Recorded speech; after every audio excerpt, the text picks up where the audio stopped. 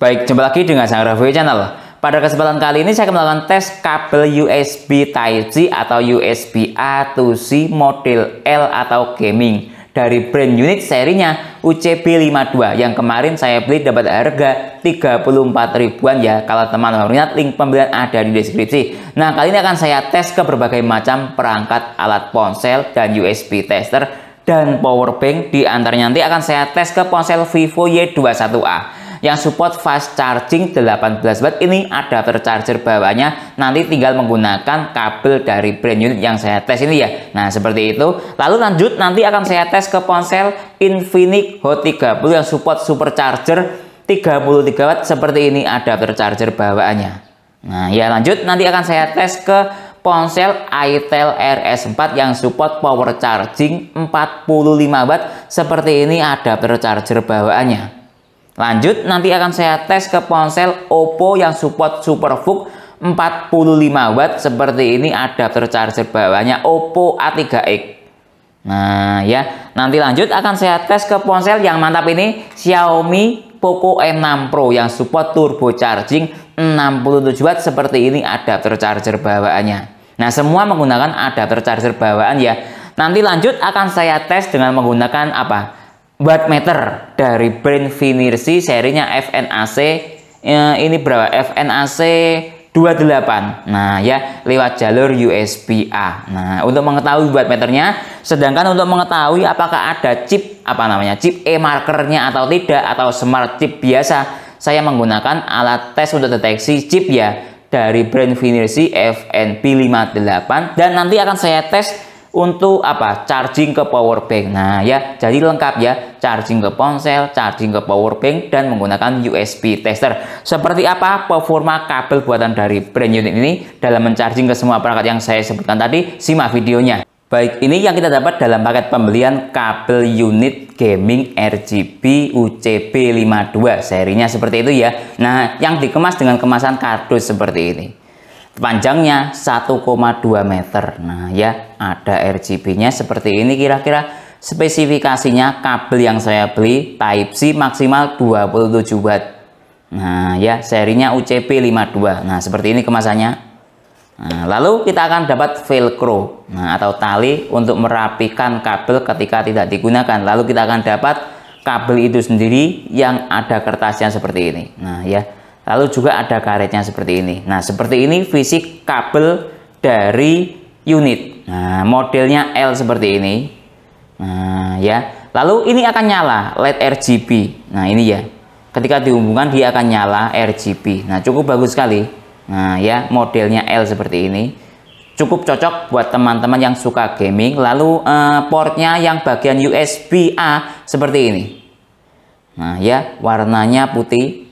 Nah, kalau warna putih itu menunjukkan biasanya ampernya agak rendah atau standar lah ya, sekitar 2 sampai 4 ampere. Kira-kira seperti itu. Lalu yang bagian port C warnanya hitam. Lalu dari segi kabel ini menggunakan kabel bahan PVC ya. Lalu ada tekstur garis-garisnya seperti ini. Nah, jadi cukup enak untuk dipegang, kesat. Nah ya, seperti itu. Ini juga sama teksturnya, garis-garis seperti ini. Nah ya, ini juga sama. Jadi desainnya cukup bagus sekali. Ada garis-garisnya seperti ini, sehingga untuk melepas colok cabut atau lepas pasang kabel itu cukup mudah ya, karena kesat. Nah ya, seperti itu. Baik, sekarang lanjut untuk coba tes keberadaan chip e-marker atau smart chip. Nah ya, seperti itu. Nah, ini ada 3 perbandingan kabel. Nanti sebagai perbandingan chip e-marker atau smart chip. Nah ya, seperti itu. Oke, pertama akan coba saya gunakan untuk tes chip e-marker dari unit dahulu ya, unit UCB52. Nah, ini saya menggunakan Finersi FNP58. Nah, menunya ada di ini, USB-C e-marker. Nah, ini ya. Ini ketika saya klik, dia akan menunggu untuk dihubungkan ke kabel yang ada chip e-markernya. Coba ya, saya hubungkan. Nah, lihat ini ya. Nah, ini kabelnya. Nah, ini saya hubungkan lewat jalur jalur input. Nah, ini Type-C ini. Oke ya. Saya hubungkan sekarang. Nah, sudah nyala RGB-nya. Tapi ini masih mencari. Artinya ya, kabel ini tidak ada chip e-markernya, tapi ada smart chipnya, tapi jenisnya bukan jenis chip e-marker. Nah ya, kira-kira seperti itu. Nah ini memang konsep atau format dari kabel USB A itu seperti itu. Dia tidak menggunakan jenis chip e-marker, tapi smart chip biasa. Andai tidak ada chipnya, ini LED-nya tidak mungkin bisa nyala. Nah ini mungkin ada chipnya untuk mengatur kecepatan fast chargingnya, ataupun LED-nya ini cuman bukan chip e-marker. Sebagai perbandingan ya, ini saya cabut dahulu. Nah ini kabel digital display Acmic Digiline serinya, ini support arus 5 ampere. Nah ya seperti itu, yang ada chip e-markernya. Nah kabel PD yang support arus 5 ampere itu wajib ada chip e-markernya. Kalau tidak ada chip e-markernya bahaya. Ini contoh ya, kabel yang ada chip e-markernya jenis PD. Nah oke, saya hubungkan sekarang, lihat ini ya, langsung terbaca. Nah ini kabel yang ada chip e-markernya jenis PD 5 ampere. Lihat ini struktur dayanya dia. Nah ya, 20 volt dikali 5 ampere sama dengan 100 watt. Nah ini kabel yang ada chip e-markernya. Contoh kabel jenis PD digital display ya, yang tidak ada chip e-markernya. Contoh ini saya ada kabel dari brand Cooper. Nah ya, oke sebentar. Nah ini ya kabelnya. Saya hubungkan sekarang kabel Coopernya. Lihat ini, digital displaynya nyala, tapi dia tetap mencari. Nah ini tidak ada chip e-markernya, tapi dia ada smart chipnya. Nah perkiraan juga kalau kabel yang tidak ada chip e-markernya itu biasanya menunjukkan arus bukan arus 5 ampere. Nah tapi arusnya sekitar 3 ampere. Nah di postingan terdahulu saya sudah pernah membuktikan perbedaan kabel yang ada chip e-markernya dan tidak ada chip e-markernya ya. Kabel PD itu seperti itu. Yang tidak ada chip e-markernya biasanya arusnya 3 ampere, yang ada chip e-markernya arusnya minimal 5 ampere. Contoh kabel yang tidak ada chip e-markernya ya. Nah ini kabel dari brand Baseus. Kabel USB A to C. Nah seperti ini ya, lihat. Nah oke, coba saya hubungkan. Nah lihat ini ya, sebentar. Nah lihat saya hubungkan sekarang. Nah ya, tidak nyala. Nah jadi semua kabel yang jenisnya USB A to C itu tidak menggunakan chip e-marker, tapi menggunakan smart chip biasa. Nah ya seperti itu. Baik, pertama akan saya tes ke ponsel Vivo yang support fast charging 18 watt ya. Ini adapter charger bawaannya dan ini ponsel Vivo Y21A. Oke ya, saya hubungkan sekarang. Nah lihat ini ya, dia support fast charging. Nah ada tanda petir berputarnya ini dan ada tulisannya fast charging, start dari baterai 8%. Nah biarkan mode ponsel mati biar stabil. Sekarang kita lihat dari segi struktur daya yang ada di USB Dr. Finersi FNAC 28. Lihat ini, dia mencapai output hingga 17,1 watt. Dari teori ponselnya support fast charging 18 watt, cuma ada spasi berapa? Sekitar 1 watt dari teori yang ada. Gimana? Bagus ya performa dari kabel unit yang support ke Vivo fast charging 18 watt ini ya.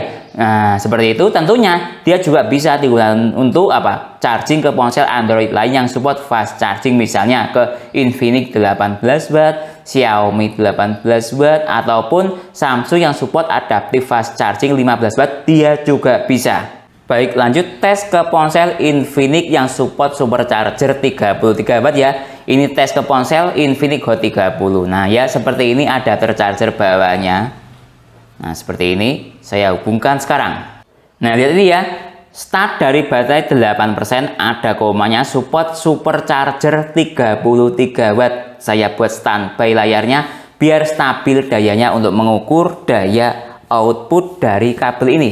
Sekarang kita lihat dari segi wattmeter. Nah lihat ini ya, dia masih jalan. Nah sekarang masih di 17 watt. Kita tunggu sampai pada titik maksimal dia mencapai hingga berapa watt. Nah ini ya, perkiraan dia sudah stabil berada di daya 21,1 watt dengan struktur daya 9 volt dikali 2,2 ampere sama dengan kurang lebih 21 watt. Jadi secara teori Infinix ini ya support supercharger 33 watt, tapi realnya berada di daya 21 watt. Jadi cukup bagus sekali ya performa kabel gaming dari brand unit ini yang support supercharger 33 watt ke ponsel Infinix Real berada di daya 21,2 watt. Baik, lanjut tes ke ponsel itel RS4 ya yang support power charging 45 watt. Istilah fast chargingnya itel namanya power charging. Nah ya, ini ponsel dan adapter charger bawahnya saya hubungkan sekarang. Nah lihat ini ya, power chargingnya aktif, start dari 2%, ada komanya hypercharging. Nah ya, oke, kita matikan layarnya biar standby untuk stabil dayanya ya. Untuk mengukur wattmeter di USB tester Finersi ini, lihat ini, dia masih jalan di daya 15 watt. Kita tunggu sampai daya maksimal dia mencapai hingga berapa watt. Nah ini ya, dia mencapai 32 watt. Titik maksimalnya segini. Lihat sudah mengalami penurunan ke 31 watt. Nah ya, itu ya cukup bagus sekali ya performa kabel kabel charging gaming dari brand unit ini yang support arus hingga 32 watt maksimalnya ya ke ponsel itel yang support power charging 45 watt secara teori seperti itu. Tapi lihat ini dia mengalami penurunan daya. Nah ini daya stabilnya dia. Tadi 32 dia daya maksimal. Nah ini daya stabilnya kita lihat ini. Nah ya mengalami penurunan. Kita lihat daya stabilnya kira-kira mencapai 26-25 watt, stabilnya sekitar di sini. Nah ya cukup bagus sekali ya performa kabel dari brand unit ini. Baik, lanjut tes ke ponsel Oppo A3X ya yang support SuperVOOC 45 watt seperti ini ponselnya dan adapter charger bawaannya. Saya hubungkan sekarang. Nah lihat ini ya, dia support SuperVOOC 45 watt, start dari baterai 5%, ada komanya. Nah ya oke. Sekarang biarkan mode standby seperti ini biar stabil dayanya. Sekarang kita cek dari segi USB Dr. Finersi. Lihat ini, dia mencapai hingga 41 watt.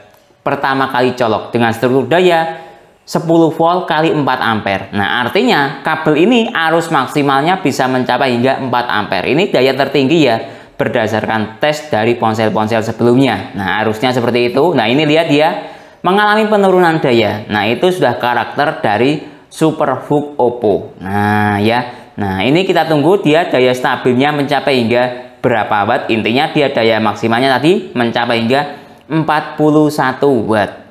Nah ini ya perkiraan dia daya stabilnya berada di daya 22,3 watt dengan struktur daya 9 volt kali 2,4 ampere. Jadi cukup bagus sekali ya performa kabel dari brand unit ini yang support SuperVOOC 45 watt secara teori, realnya berada di daya 22,4 watt. Baik, lanjut tes ke ponsel Xiaomi Poco M6 Pro ya yang support turbo charging 67 watt dengan menggunakan adapter charger bawaan ponsel Xiaomi juga saya hubungkan sekarang. Lihat ini sudah terhubung, start dari baterai 8%. Nah ini lihat ini ya, ternyata dia support di quick charging. Belum support turbo charging atau mi turbo charging atau yang ada komanya. Nah ya seperti itu untuk kabel dari brand unit ini. Sekarang kita matikan layarnya, coba kita lihat dari segi wattmeter dia mencapai hingga berapa watt. Lihat ini ya. Nah ya dia mentok di 17 watt. Nah sama kayak di ponsel Vivo yang support fast charging 18 watt. Nah ya jadi seperti itu. Kalau ke Xiaomi yang support turbo charging ternyata kabel unit UCB52 ini mentok di quick charging, belum support turbo charging. Tapi realnya di daya 17,2 watt. Kalau Xiaomi quick chargingnya itu 18 watt, ada spasi 0,8 watt. Cukup bagus sekali ya performa kabel dari brand unit ini. Baik, lanjut tes recharging power bank yang support fast charging 22,5 watt. Ini saya ada power bank Movit M22 Pro. Nah ya, ini pembelian sejak tahun 2021. Sekarang 2025, berarti usia pakainya sudah 5 tahun. Baterainya sudah rusak. Ini saya ganti baterai kapasitas 5000 mAh. Tetap menggunakan modul yang sama. Oke ya, saya hubungkan sekarang. Nah, lihat ini sudah saya hubungkan, start dari baterai 1%. Nah, tandanya sudah masuk ya, seperti ini. Oke, kita lihat dari segi struktur daya. Nah, ya yang ada di USB tester Finersi. Ini saya menggunakan adapter charger dari brand Xiaomi ya, yang support turbo charging 67 watt. Lihat ini outputnya kabel ini ya, untuk recharging power bank support arus hingga 17,4 watt.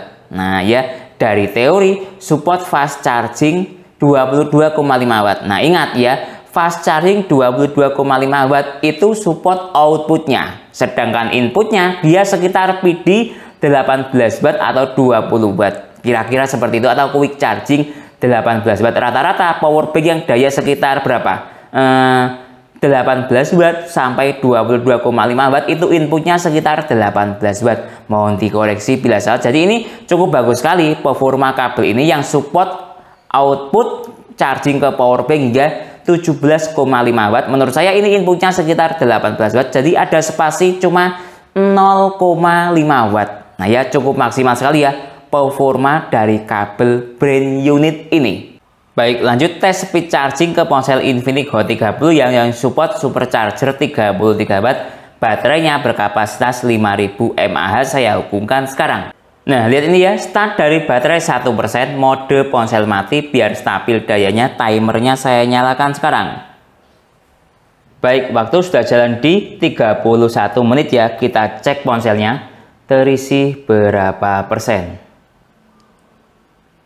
Lihat ini ya, terisi 52%. Nah ya, itu dalam sebuah teori fast charging itu ya kebanyakan rata-rata ponsel ketika fast chargingnya aktif atau super chargingnya aktif, minimal dalam waktu 30 menit atau 31 menit lah ya, dia terisi 50%. Nah ini 31 menit terisi 52%, jadi sudah cukup bagus sekali ya performa kabel ini. Sekarang kita cek dari segi temperatur ponsel.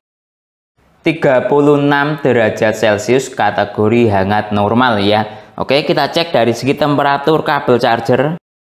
35,7 derajat Celcius, juga hangat normal. Kita cek dari segi temperatur adapter charger. 42 derajat Celcius, kategori juga hangat lumayan lah ya, belum terlalu panas menyengat tapi hangat normal. Oke, selanjutnya kita tunggu sampai full charging, membutuhkan waktu berapa menit atau berapa jam. Baik, waktu sudah jalan di 1 jam 17 menit ya. Kita cek ponselnya apakah sudah terisi penuh atau belum.